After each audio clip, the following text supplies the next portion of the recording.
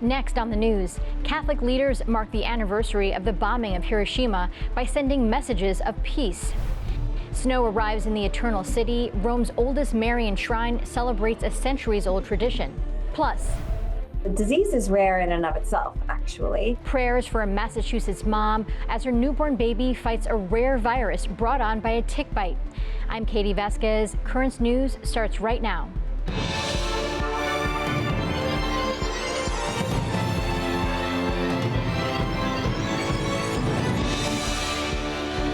Wednesday marks a dark day in history. Nearly a century ago, the United States bombed the Japanese city of Hiroshima, starting the use of nuclear weapons.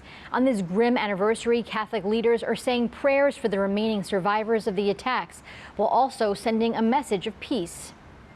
Nonostante il passare degli anni, quei tragici avvenimenti costituiscono un monito universale contro la devastazione causata dalle guerre e in particolare dalle armi nucleari. 80 years since the detonation of the first atomic bomb, the U.S. attack on Hiroshima instantly destroyed the city, killing 140,000 people. Just 3 days later, a second bomb is dropped on Nagasaki, killing 70,000. While Japan surrendered on August 15th, ending World War II, the world still remembers the destruction and hopes to never repeat it. A call for peace coming from Pope Leo XIV. Auspico che nel mondo contemporaneo, segnato da forti tensioni e sanguinosi conflitti, l'illusoria sicurezza basata sulla minaccia della reciproca distruzione ceda il passo agli strumenti della giustizia, alla pratica del dialogo, alla fiducia nella fraternità. And bishops in the U.S. Chicago Cardinal Blaise Cupich, along with other Catholic leaders, currently leading a pilgrimage of peace in Japan. During a mass celebrated in Hiroshima on this grim anniversary, he said, "On this day 80 years ago, the world witnessed the alarming misuse of human ingenuity that brought about inconceivable destruction. So this morning, we are called to sustain and make our own the vision God has always had for us. We do that by remembering our stories and praying for all those who perished and suffered on that tragic day. We do that by taking up the journey together and by tapping into the deep resources of human ingenuity, this time to protect one another by creating new paths towards a lasting peace."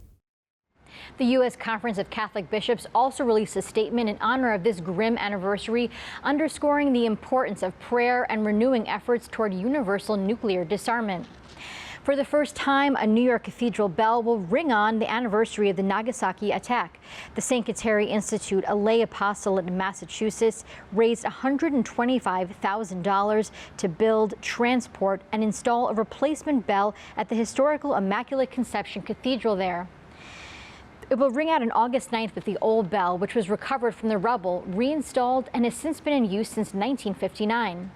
You can read that full story by going online to thetablet.org. On Tuesday, the Eternal City celebrated the anniversary of a Marian miracle with unusual sight. Snow appeared at the Basilica of St. Mary Major in honor of the feast of Our Lady of the Snows. According to the 4th century story, the Virgin Mary appeared to a wealthy Roman couple and the Pope in a dream, asking for a church to be built wherever snow would fall. Then on August 5th, on what should have been a hot summer day, snowfall covered a hill in Rome, marking the spot where the Basilica of St. Mary Major now stands. Even hundreds of years later, the church marks a day by showering petals from the top of the basilica, a tradition many tourists witnessed for the first time. I didn't know about the history of the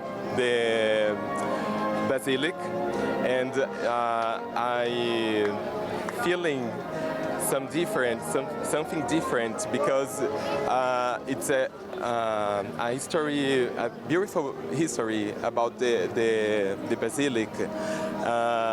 With the snow, it's the place when the Virgin Mary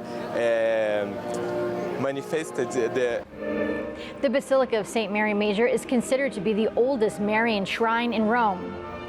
Pope Leo sent a message of support to the strong right arm of the Church, the Holy Father sending this video to the Knights of Columbus gathered in Washington, D.C.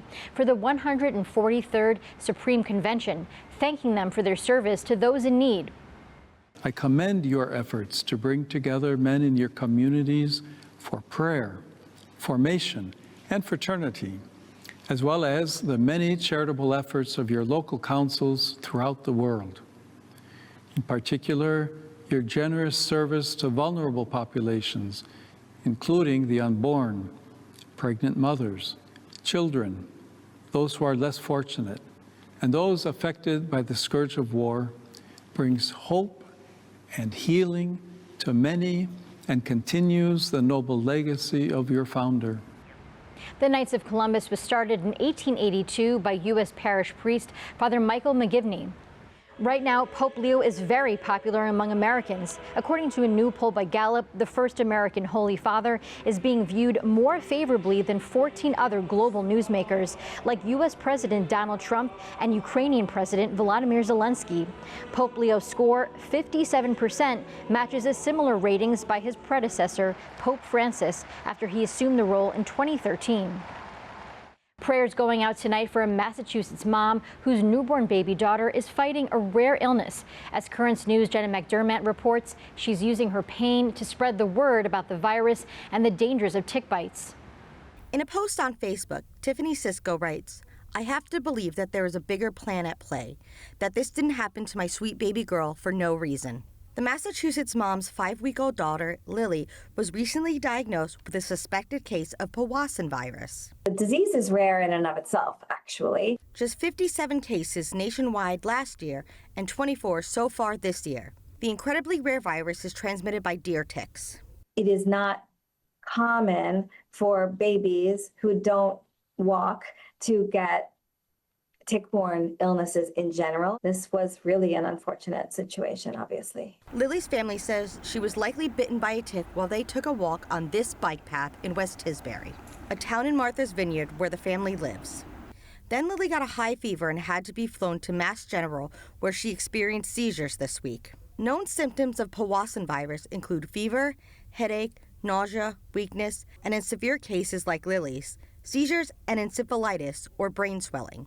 One other detail that makes the virus so dangerous compared to other tick-borne illnesses is it can infect a person within 15 minutes of a bite. We have a couple problems here with Powassan virus. One is that it actually doesn't need to be attached for nearly as long as Lyme disease requires the tick to be attached for. To protect yourself against tick bites, experts recommend wearing long clothing when possible, using bug spray with DEET in it, scanning your body after walks, and learning how to safely remove a tick. Jenna McDermott, Currents News. Finally tonight, the guardians of the famous Shroud of Turin are refuting a challenge against the cloth's authenticity.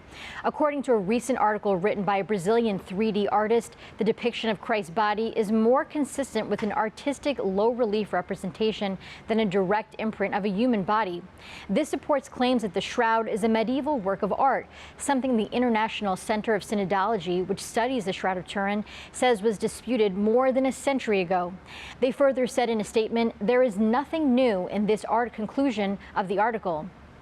That is this Currents News update. I'm Katie Vasquez. Thank you for joining us because we are putting your faith in the news. Hope to see you again next time.